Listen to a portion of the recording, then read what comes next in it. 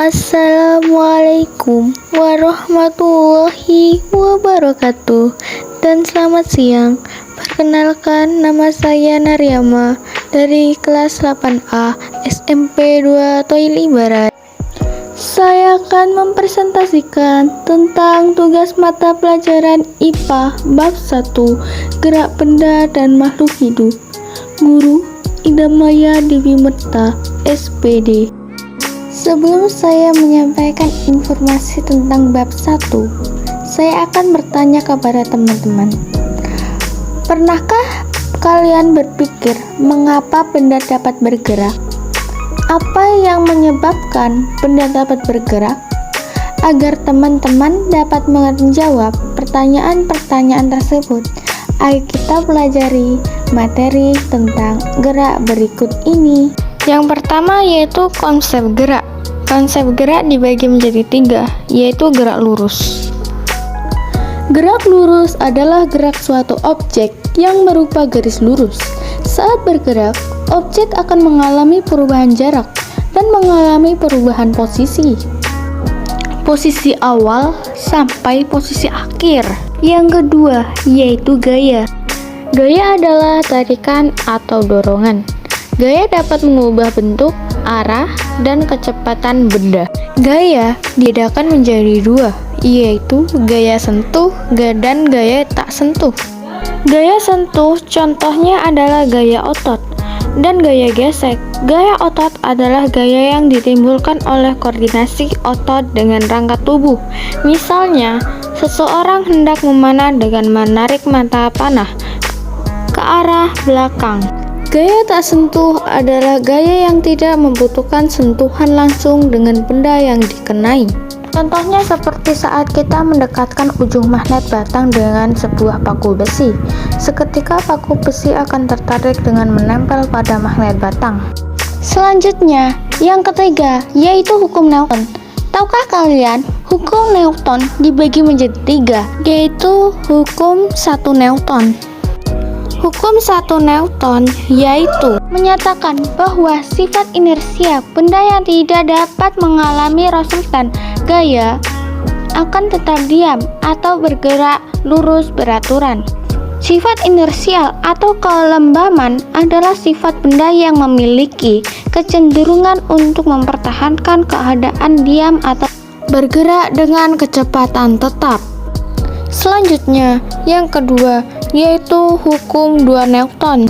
Hukum 2 Newton menyatakan bahwa percepatan gerak benda berbanding lurus dengan gaya dan berbanding terbalik dengan massanya. Selanjutnya, yaitu hukum 3 Newton. Hukum 3 Newton menyatakan bahwa ketika benda pertama memberi aksi dalam kurung faksi pada benda kedua, maka benda kedua akan memberi gaya reaksi dalam kurung variaksi yang sama besar pada benda pertama, tetapi perlawanan arah. Selanjutnya yaitu gerak manusia. Sistem gerak manusia adalah susunan dalam rangka dan tubuh manusia yang berfungsi untuk membuat manusia bergerak sesuai keinginan. Tubuh manusia memiliki rangka, kulit, dan daging yang menjadi alat gerak pasif. Selanjutnya yaitu sendi. Sendi adalah tempat pertemuannya 2 tulang atau lebih. Dengan adanya sendi, hubungan antara tulang-tulang tubuh dapat digerakkan. Tahukah kalian, sendi banyak macam-macamnya, yaitu sendi peluru, sendi engsel, sendi putar, sendi pelana, dan sendi geser.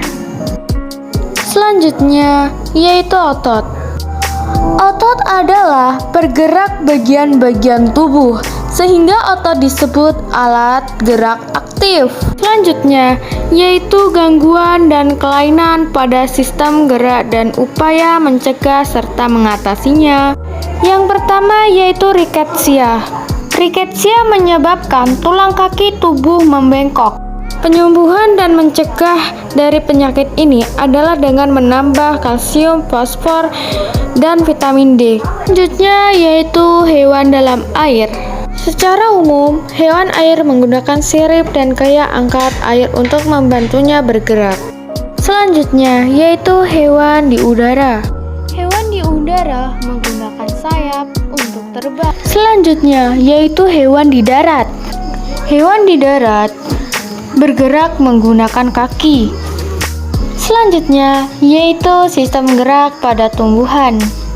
Sistem gerak pada tumbuhan dibagi menjadi 3, yaitu yang pertama yaitu gerak endonom. Gerak ini terjadi secara spontan dan berasal dari dalam sel tumbuhan tersebut. Gerak yang terjadi akibat rangsangan yang berasal dari dalam sel atau tumbuhan-tumbuhan disebut dengan gerak endonom.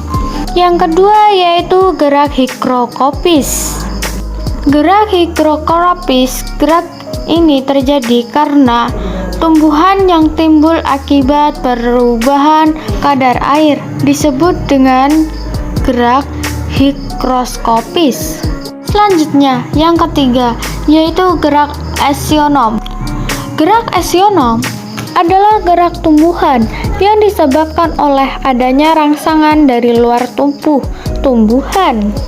Gerak eksionom dibagi menjadi 3, yaitu gerak tropisme, gerak taksis, dan gerak nastis.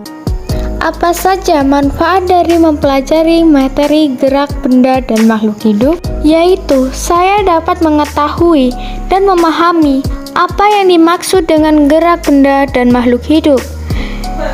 Dalam bab 1 ini, saya mengetahui banyak hal, yaitu tentang konsep gerak, sistem gerak manusia, sistem gerak pada hewan, dan sistem gerak pada tumbuhan.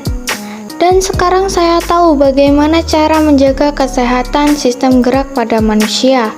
Pada bab 1 ini, saya mengetahui banyak hal, seperti caranya bekerja sama satu sama lain, menghargai waktu yang sangat penting, dan berusaha untuk tidak menyerah dalam mengerjakan soal yang sangat sulit. Meskipun sulit, tapi ibu guru tetap menyemangati. Ibu guru selalu berkata, "Gampang." Dan saya berpikir, semua hal itu gampang untuk dilakukan selagi kita berusaha. Pada saat pelajaran IPA, ibu guru sangat baik. Pada saat mengajar, buat Ibu Guru Maya, terima kasih telah mengajari saya. Sekian dan terima kasih.